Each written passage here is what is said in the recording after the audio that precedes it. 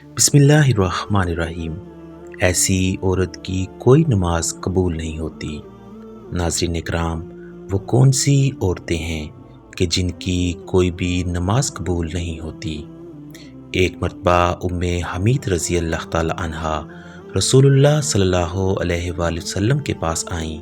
کہتی ہیں، یا رسول اللہ صلی اللہ علیہ وآلہ وسلم، میرا جی چاہتا ہے کہ میں آپ کے ساتھ نماز پڑھوں۔ سوچیں، اس سے بڑی کوئی تمنا یا اس سے بڑی کوئی خواہش ہو سکتی ہے؟ رسول اللہ صلی اللہ علیہ وآلہ وسلم کی امامت میں نماز پڑھنے کا موقع مل جائے، اس سے بڑا بھی کوئی خوش نصیب ہو سکتا ہے؟ ذرا آگے کی بات بھی غور سے سنیے گا۔ رسول اللہ صلی اللہ علیہ وآلہ وسلم نے فرمایا، میں جانتا ہوں کہ تم میرے ساتھ نماز پڑھنے کو پسند کرتی ہو، لیکن میں کیا کہنا چاہ رہا ہوں، ذرا غور سے سننا۔ رسول اللہ صلی اللہ علیہ وآلہ وسلم نے فرمایا، جو تم اپنے دار میں یعنی اپنے گھر میں نماز پڑھو گی، وہ کسی مسجد میں جا کر پڑھی جانے والی نماز سے بہتر ہے۔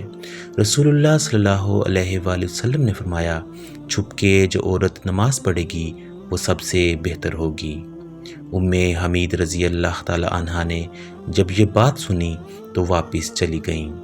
انہوں نے گھر کے کونے میں نماز کی جگہ مختص کی جہاں اندھیرا تھا، جہاں کسی کی نظر بھی نہیں پہنچتی تھی۔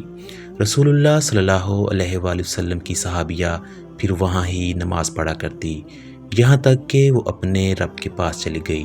محترم ناظرین، کہ آپ نے کبھی سوچا کہ کوئی عورت گھر کے کام کاج کر کے، بچوں کو کھلا پلا کر، شوہر کی فرما برداری کر کے، جب اس کا تھکاوٹ سے برا حال ہو جائے، سردی کا موسم ہو، رضائی اور کمبل میں لیٹی ہوئی ہو، سردی سے تھر تھر کانپ رہی ہو، اور پھر اللہ کی پکار یعنی اذان کی آواز سن کر گرم کمبل چھوڑ کر وہ عورت سخت سردی میں ٹھنڈے پانی سے وضو کرے، ٹھنڈے پانی اور سردی کی وجہ سے جسم کے رونگٹے کھڑے ہو جائیں، سردی سے جسم کانپ رہا ہو، سردی ایسی کہ دانت بج جائیں، پھر بھی ایسی عورت اللہ تبارک و تعالیٰ کی رضا اور ثواب کی نیت سے وضو کرے اور پھر سردی کو برداشت کر کے نماز ادا کرے اور اس کی نماز ہی قبول نہ ہو، کیا ایسا ہو سکتا ہے؟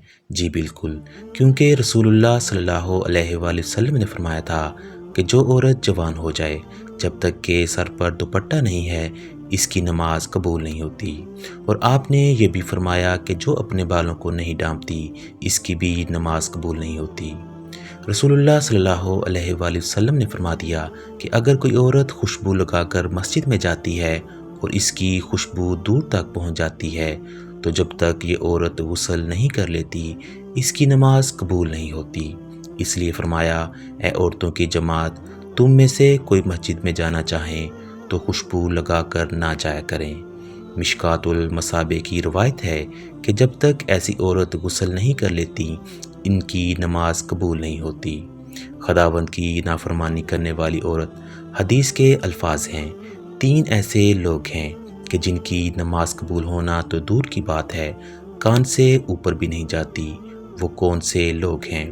ایسا غلام جو مالک کی اجازت کے بغیر دوڑ گیا ہے، وہ جا کر تہجدیں بھی پڑھے گا تو قبول نہیں ہوگی۔ ایسی عورت جو اپنے خاوند کو ناراض کر کے رات گزارتی ہے، اس کی نماز بھی قبول نہیں ہوتی۔ رسول اللہ صلی اللہ علیہ وآلہ وسلم نے فرمایا، کیا میں تمہیں ایسی عورتوں کے بارے میں نہ بتا دوں جو قبر سے سیدھا جنت میں چلی جائیں گی؟ صحابہ کرام نے عرض کیا، یا رسول اللہ صلی اللہ علیہ وآلہ وسلم، بتائیں کہ وہ خوش قسمت اور خوش نصیب عورتیں کون کون سی ہیں؟ فرمایا، زیادہ بچے جننے والی عورت، یعنی زیادہ بچے پیدا کرنے والی عورت، مرنے کے بعد قبر سے سیدھا جنت میں جائے گی۔ پھر فرمایا، جب شوہر ناراض ہو جائے تو شوہر کو جلد راضی کرنے والی عورت، جب شوہر ناراض ہو جائے تو شوہر کے ہاتھوں میں ہاتھ رکھ کر جو بیوی کہتی ہے، اے میرے سرتاج، جب تک آپ راضی نہیں ہوں گے میں کھانا نہیں کھاؤں گی، جب تک آپ راضی نہیں ہوں گے میں پانی نہیں پیوں گی، جب تک آپ راضی نہیں ہوں گے میں بناؤ سنگھار نہیں کروں گی، جب تک آپ راضی نہیں ہوں گے میں زیب و زینت نہیں کروں گی، جب تک آپ راضی نہیں ہوں گے میں اس وقت تک اپنی آنکھوں میں کاجل یا سرما ہرگز نہیں لگاؤں گی۔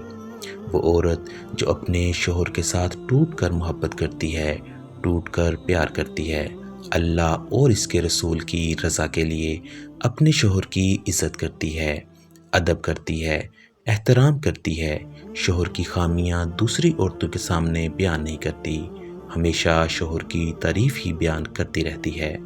فرمایا وہ نمازی عورت، قرآن مجید پڑھنے والی عورت، شریعت پر پابندی سے عمل کرنے والی عورت مرنے کے بعد قبر سے سیدھا جنت میں چلی جائے گی۔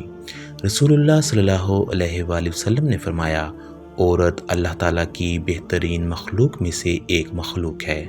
مرد کے لیے یہ ایک خاص نعمت ہے، انسانیت کے لیے یہ اللہ کا ایک احسان بھی ہے۔